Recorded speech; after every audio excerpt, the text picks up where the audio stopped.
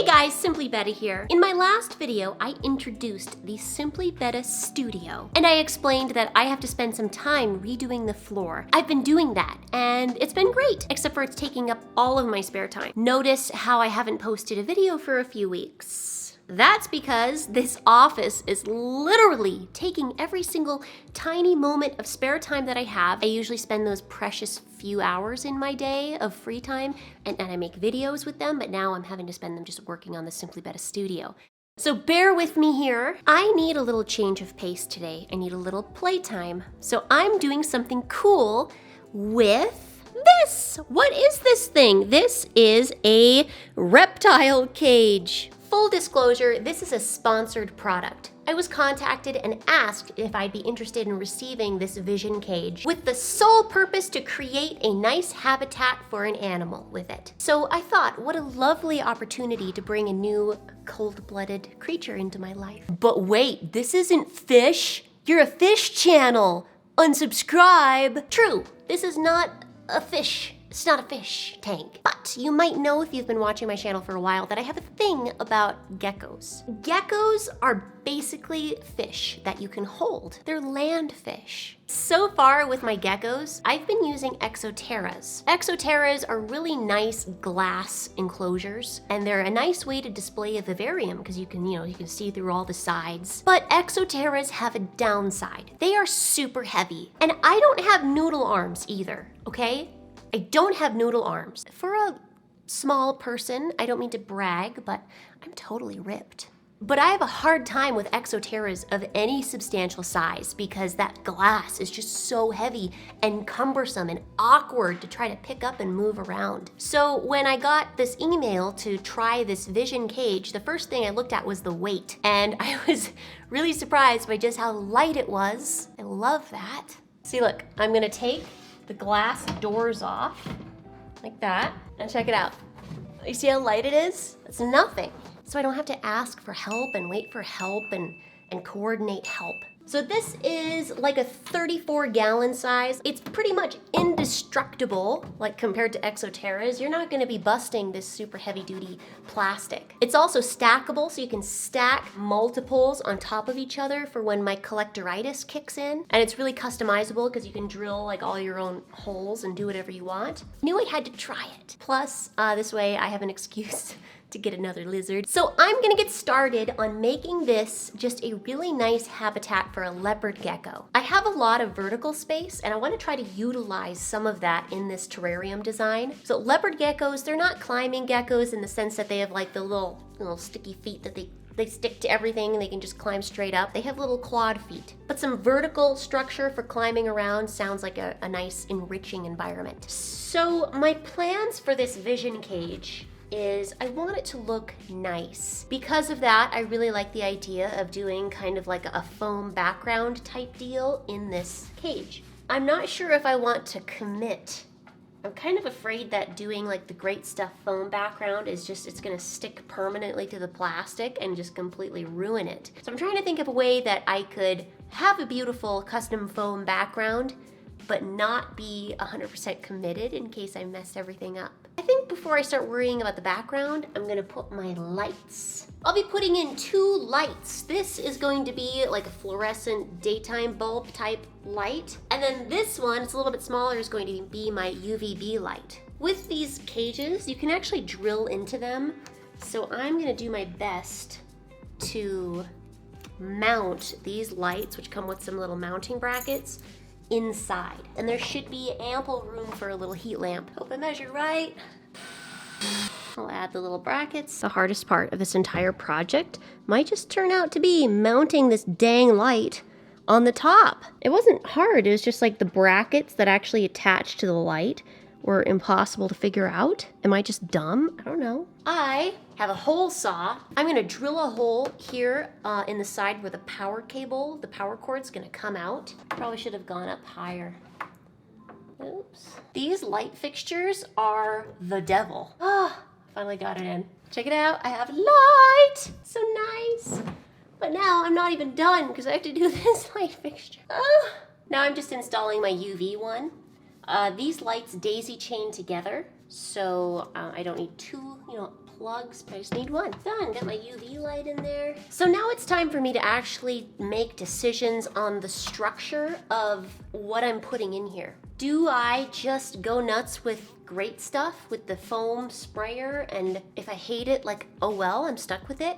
Or do I want to somehow be able to remove something if I hate it? It's a tough question. What I think I'm probably gonna do is I'm gonna add some egg crate in here for the foam to hold on to, and to make sure that the foam doesn't adhere to the plastic itself and just become impossible to remove, I'm gonna put a little oil coating on the plastic. So I have some mineral oil that can just be a really light oil coating before I start working.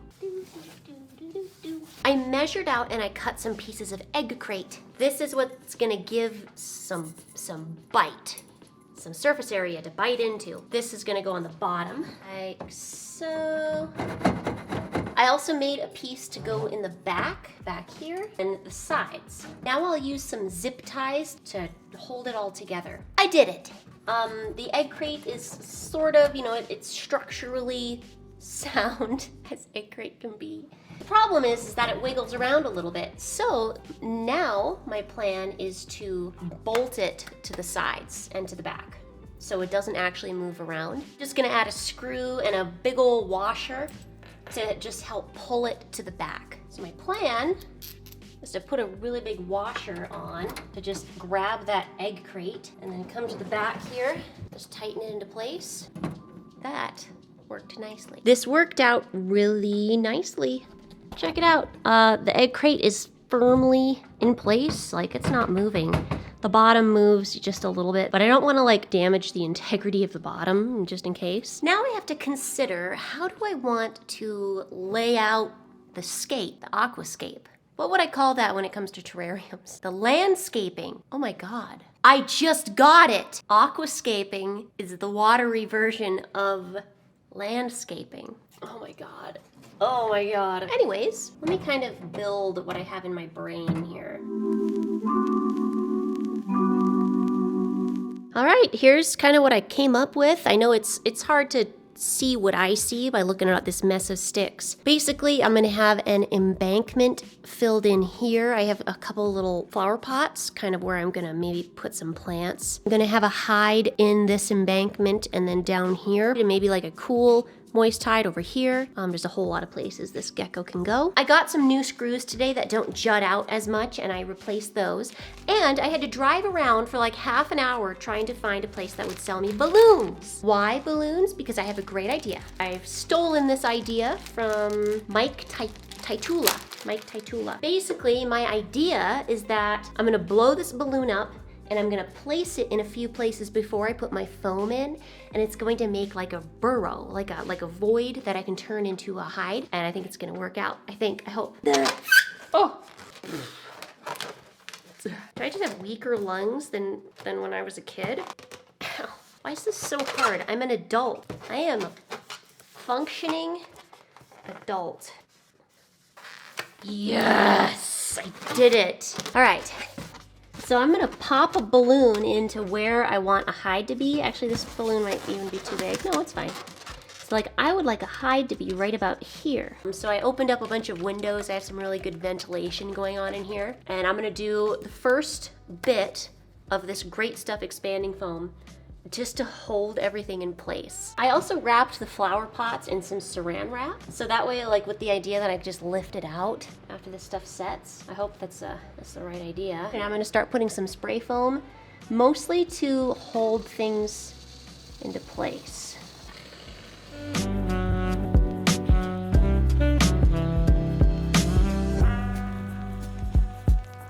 It's been about 8 hours now and I'm back. It's night. I'm gonna add another can or two of great stuff. This stuff has cured, at least mostly. I'm gonna add more of the bulk and let that cure overnight, and then maybe finish it off tomorrow.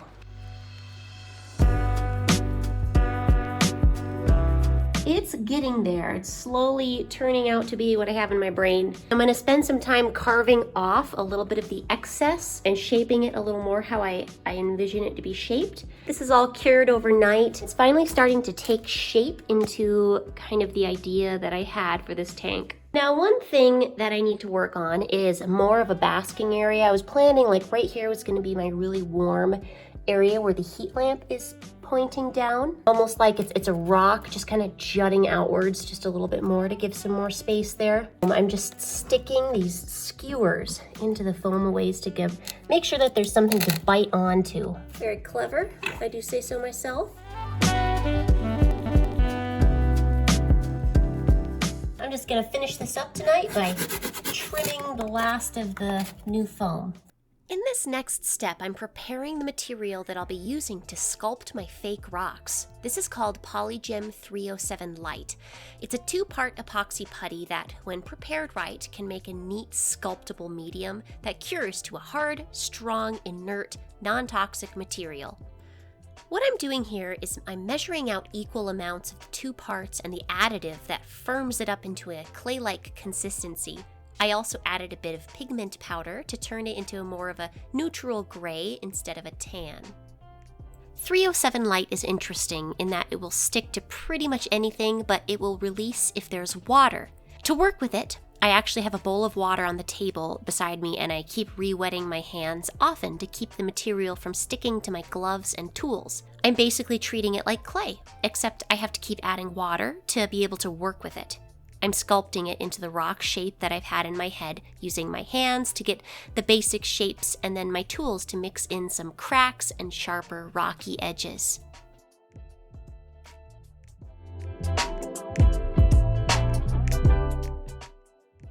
The rest of my rock sculpting is pretty much the same process. I lay down the epoxy and I press it in and around the foam. I sculpt it into shapes that I want with my hands, and then I use my tools to sharpen, smooth, or add some details to areas to make it seem more rocky.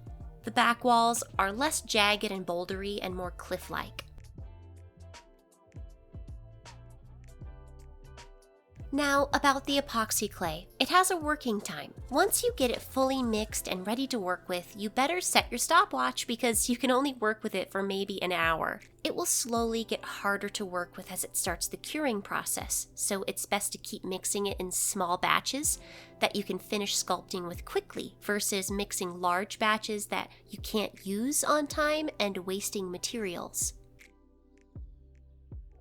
I wanted to make the entrances to the hides look like caves, so I made sure to add some visual, bouldery interest because they're the cool parts. I think the rock features ended up looking really, really cool, like surprisingly cool. I really like how it turned out. The cave entrances are neat. I like the scattered boulders and the more cliffy parts in the back. I'm very pleased. I let the 307 Light cure for a day and then I put a little paint on it. Just a little. I made a really diluted black paint to wash into the cracks and crevices and the little details that I put into the sculpts. This extra step is subtle, but it brings out those details and adds some nice contrast and a little bit of grunge. This is acrylic paint, which when it's dry and cured, it's inert and non-toxic. Now it's time to cover all that ugly foam. The remaining exposed foam I want to look like terrain, like deserty ground. I'm covering the foam in small batches with silicone, and I'm pressing substrate down into the silicone before it cures. I bought a lot of my supplies, like the foam and silicone and bulbs and all that, from Josh's Frogs. And I also got a bag of their leopard gecko bioactive substrate. Now this isn't a bioactive setup, but their substrate is nice and it looks deserty and arid with nice texture to it. And it's way better than using something like those bricks of coconut husk. This step takes a while. I did it over a few nights. It may have been harder for me because I had so many obstacles to go around. Also, do it in small areas at a time because you only have a few minutes of working time with the silicone before it firms up too much. This substrate from Josh's Frogs is so awesome! Rubbing it into the cracks in the rock sculpts helps to make those rocks look like they belong there too. It integrates them really nicely. I can't even explain how much I love how this turned out. I can't even. it's time to get some of my plants into the plant pots. I got some succulents from my local florist, ones I thought would look nice. These ones are neat, they're kind of short and spiky. This one is called a jade money tree, and it looks like a cartoon. Look at this huge plant coming out of this tiny pot. And I have no idea what this one is. Please help. This might be the coolest terrarium I've ever made. I am so proud of this, especially because I made it while I was like so sick.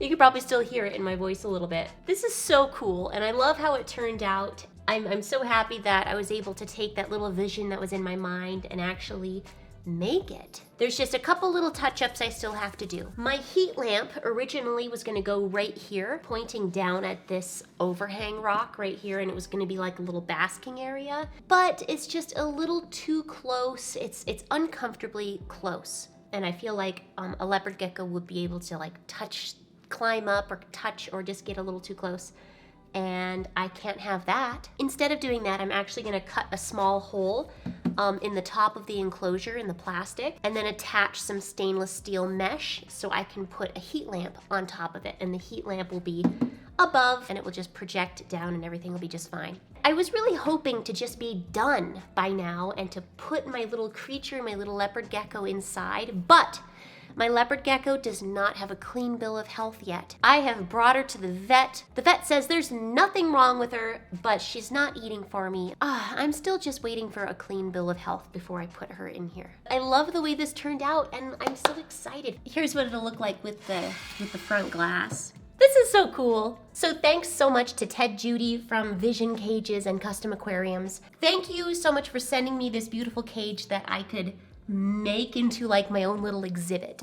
This thing's still so lightweight, I could pick it up and move it anywhere in my house, and I just love that. And I can't wait to put my leopard gecko in it, but I think I'm gonna make a whole nother video about my beautiful leopard gecko as soon as I know she's just perfectly healthy. We might need one more little trip to the vet. Does anybody have any tips for keeping succulents alive? Because I've never really been able to successfully do it. Thanks so much for watching, guys. I know this isn't a fish tank, but I hope that it was fun to watch, because with the skills that I was practicing in this video, I'm going to be applying it to some custom fish tank decorations / backgrounds. So it does apply. Thanks so much to Vision Cages for sponsoring this video. I really love this. Thanks so much to my patrons. Like, I really appreciate all you guys. I don't have very many, but the ones that I do have, I really love. I'm Taylor from Simply Betta. Have a great day, and I'll see you next time.